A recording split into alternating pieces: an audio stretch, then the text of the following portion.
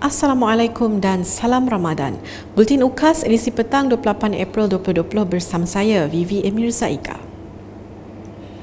Tumpuan berita petang. Kerajaan Sarawak mengambil pendekatan dalam menilai dan mengkaji usaha negara lain, terutama China untuk memerangi pandemik COVID-19. Timbalan Ketua Menteri Sarawak Datuk Ahmad Douglas Ugah Embas berkata, negara China sebelum ini telah berjaya membendung wabak itu dengan mempraktikkan beberapa langkah strategi. Semasa mewakili Ketua Menteri Datuk Patinggi Dr. Abang Haji Abdul Rahman Sohari, Tun Datuk Abang Haji Openg menerima kunjungan hormat rombongan pakar perubatan Cina di Kuching pada Selasa, Ugah turut melahirkan penghargaan atas kehadiran pakar-pakar dari China bagi membantu negeri ini memerangi COVID-19. Jelasnya, beliau amat berharap rombongan itu akan berkongsi analisis kritikal mengenai strategi termasuk menilai keberkesanan pendekatan yang telah diambil kerajaan negeri sebelum ini. Dalam kunjungan hormat sama, Datuk Ahmad Douglas Ugah turut menerima simbolik penyerahan sumbangan peralatan perlindungan peribadi daripada kerajaan China kepada kerajaan Sarawak. Sementara itu, bercakap dalam sidang media harian COVID-19 pada Selasa, beliau memberitahu Sarawak merekodkan 8 kes positif COVID-19 baharu dan 11 kes sembuh dan discharge dari hospital. Pada hari ini, Sarawak merekodkan 8 kes positif COVID-19 yang baru. Dari 8 kes tersebut, 4 kes adalah di Kuching, 3 kes di daerah Samarahan dan 1 kes di daerah Limbang. Manakala daerah-daerah lain tidak ada kes dilaporkan. Sementara itu, beliau memaklumkan bilangan kes pesakit di bawah siasatan PUI adalah sebanyak 123 kes. Sementara itu, Ugah memberitahu Jawatankuasa Pengurusan Bencana Negeri Sarawak bersetuju untuk menerima pakai arahan yang telah dikeluarkan oleh Ibu Pejabat Jabatan Pengangkutan Jalan JPJ pada 27 April lepas, iaitu membenarkan pembukaan kaunter bermula Rabu 29 April. Jelasnya, urus niaga yang dibenarkan adalah khusus untuk urusan kenderaan perdagangan dengan waktu operasi adalah dari 8 pagi hingga 1 petang. Jadi kita bersetuju dengan keputusan dan membenarkan JPJ membuka kaunter bermula dari 29 bulan April dan waktu operasi adalah pukul 8 pagi kepada 1 petang. Urus niaga yang dibenarkan adalah mengikut panduan yang dikeluarkan oleh JPJ. Laporan seterusnya mengenai bantuan makanan Sarawak Kusayang di kawasan Semok. Bantuan pusingan kedua tersebut merupakan sumbangan Menteri Muda Hal Ehwal Korporat dan Unit Komunikasi Am Sarawak yang juga Adun Semop, Abdullah Saidul dan Ahli Parlimen Tanjung Manis, Yusuf Abdul Wahab yang melibatkan sebanyak 3,446 penerima. Sementara itu, pemancar Rapin Angga dari Kampung Melayu Bintango melahirkan rasa penghargaan dan terima kasih atas keprihatinan kedua wakil rakyat menyampaikan bantuan. Ucapkan terima kasih kepada kedua yang datang ke halaman kami untuk menyerahkan bantuan tiket yang round kedua. Ini lagi saya waktu semua masyarakat Kampung Bintango mengucapkan terima kasih atas keprihatinan kerajaan. Manakala Ketua Kaum Kampung 1 Malaysia Bintango, Maliki Bojeng, turut senada dengan pemancar Rapin Angga. YB yang telah menyumbangkan bantuan barang-barang gula apa semua tu bagi pihak Kampung 1 Malaysia. Saya KK Maliki mengucapkan jutaan terima kasih kepada kedua-dua YB. Ya, terima kasih. Di Limbang, Adun Batu Danau, Paulus Palugumbang merakamkan penghargaan kepada petugas barisan hadapan yang bekerja keras bagi memastikan kawasan daerah berkenaan bebas daripada wabak COVID-19. Saya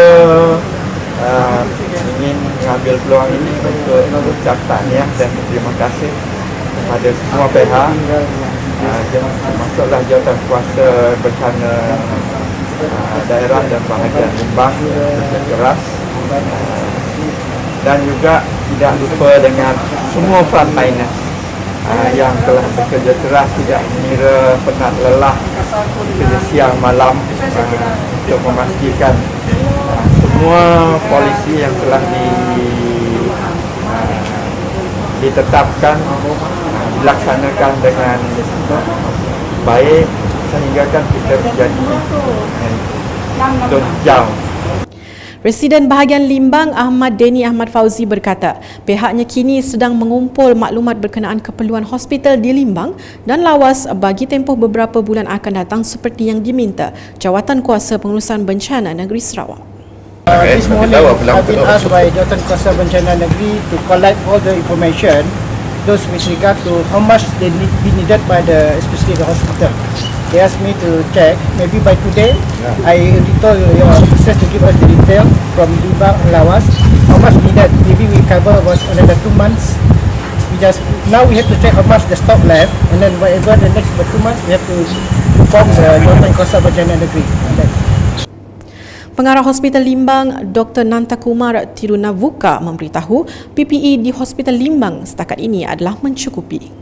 Apa-apa sumbangan kami dengan rela hatinya terimalah, sebab saya rasa mana-mana sumbangan daripada mana-mana pihak amat diperlukan, sebab kekangan ni dia bergantung kepada number of cases dan bilangan orang yang didiagnosis dengan COVID-19. So buat sementara waktu ini PPE telah mencukupi, tapi saya mohon siapa-siapa nak bawa sumbangan kami rela terima. Masih lagi dengan perkembangan di Limbang dengan masyarakat setempat kekal patuh dengan arahan Perintah Kawalan Pergerakan PKP. Seorang penjawat awam Mutang Tako meminta masyarakat di daerah Limbang untuk terus memberikan kerjasama terhadap arahan PKP yang memasuki fasa keempat. Walaupun tahu kawasan Mabata, kita patut duduk di rumah. Kalau nak lokinan apa tahu, duduk tahu di rumah. Jadi mayak tahu.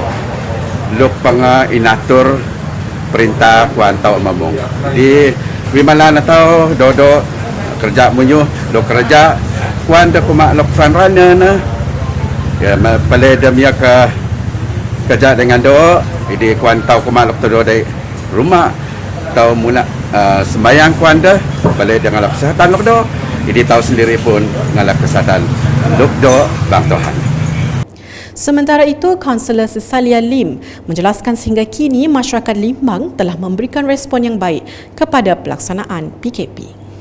Semasa keadaan PKP sekarang, kita sangat menunjukkan respon orang ramai yang mereka mematuhi PKP buat masa ini. Sebab itulah kita sekarang bahagian Limbang dalam zon hijau dan sangat bagus. Itu adalah daripada kerjasama orang ramai di Limbang ini. Bagi Kaunselor Gunda Upe pula, masyarakat setempat telah memberikan kerjasama baik sejak pelaksanaan PKP fasa pertama. Masyarakat di Limbang memberi kerjasama yang amat baik kepada pihak berkuasa. Perkara ini amat jelas kita nampak daripada fasa pertama hinggalah fasa keempat, kurangnya pergerakan kenderaan dan terkawal. Berikutnya, laporan pelaksanaan operasi pengesanan kes aktif ACD melibatkan 2 taman perumahan di kawasan Kota Samarahan, iaitu Taman Desa Ilmu dan Taman Uni Garden.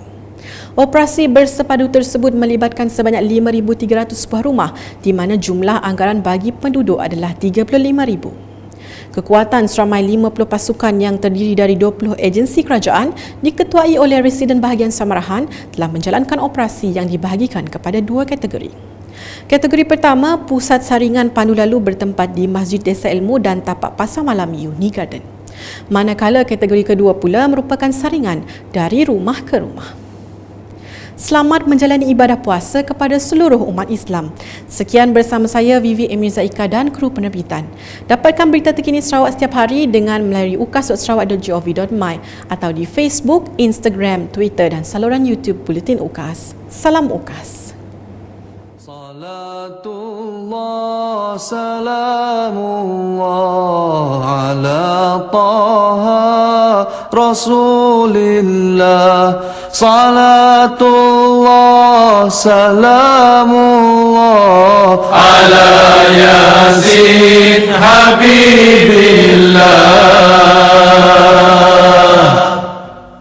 توسلنا ببسم الله وبالهادي رسول الله وكل مجاهد لله بأهل البدر يا الله إلهي سلم الأمة من الآفات والنقمة ومن